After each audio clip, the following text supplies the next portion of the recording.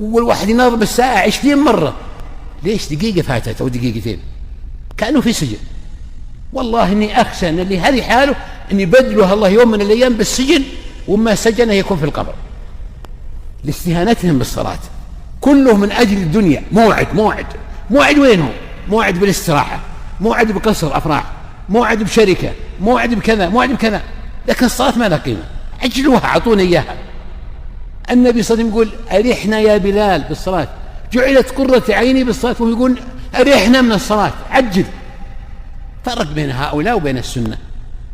وماذا لو مات هذا؟ والله الذي لا إله إلا هو إني أخشى أن اللي يستهين بالصلاة بهذه الطريقة أنه ما سجن في الدنيا عقوبة له، أن يكون سجنه في القبر أو يكون في النار.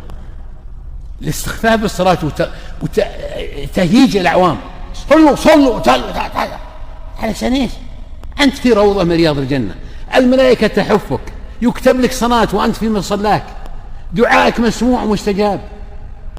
إذا وتوطنت المسجد تبشبش الله لك كما يتبشبش أهل الغائب بغائبهم إذا قدم عليهم بعد مسافة وغيبة طويلة. إلى متى؟ طيب إلى متى هذا؟